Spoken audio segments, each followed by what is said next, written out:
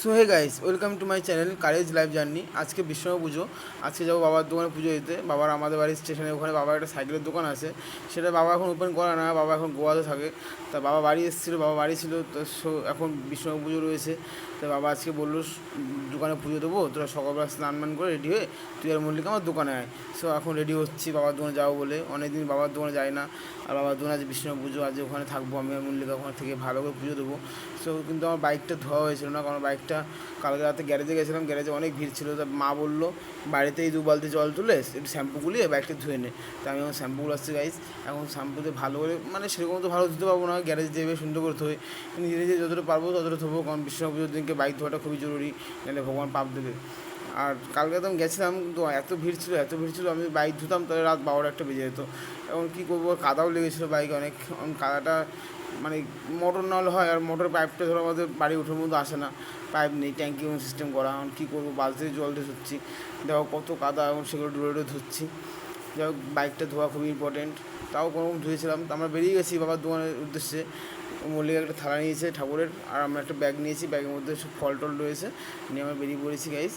আর বেশি দূর না, আমার বাড়ির থেকে মোটামুটি ওই ধরো 5 কিলোমিটার দূর বাবার দোকান, বেশি দূর না, এই ধরো 10 মিনিটের রাস্তা আছে।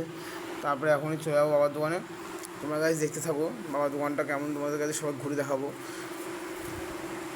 এই রাস্তাটা বাবা দোকান চলে এসেছে গাইস। বাবা বললো যে ফুলটা দিয়ে দোকানে একটু ভালো করে সাজা। তা আমি বাবা মিলে সাজাচ্ছিলাম, বাবা ক্যামেরাটা ধরছিলো, ভালো করে দোকানে সাজালাম, খুব সুন্দর লাগছে দোকানটা। তারপরে বাবা বললো বাইকে একটা ফুলে মালা দিয়ে দে, আজকের দিনে বাইকে ফুলে মালা দিতে হয়। বাবা বললো যে একবারে পুরোহিত বাইকটা পুজো দিয়ে দেবে।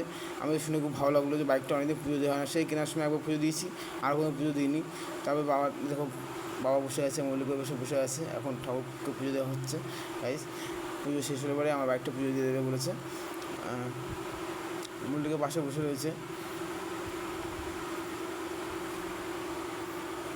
পুজো দিয়ে। সো গাইস, আমাদের পুজো দেওয়া হয়ে গেছে দোকানে। এখন ঠাকুরমশাই বাইকটা ভালো করে সুন্দর করে পুজো দিয়ে দিচ্ছে। আর আমি বলেছিলাম বাইকটা ভালো করে পুজো দিয়ে দিতে, কারণ বাইকটা খুব মানে অ্যাক্সিডেন্ট হয়েছে আমার আগের বাইকের জন্য।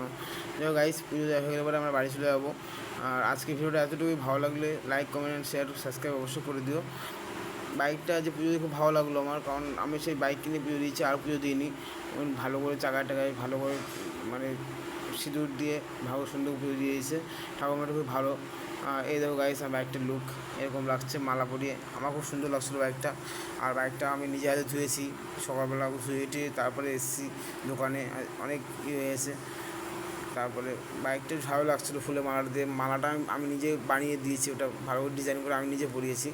তারপর পুজো দিয়ে একটা গুছানো হয়ে গেছে। তারপরে সবাইকে ওখানে যারা যারা ছিল বাবার দোকানের সাইডে সবাইকে প্রসাদ টসাদ দিয়ে তারপরে আমরা দোকান বন্ধ করে বাড়ি চলে গেছি গাইস।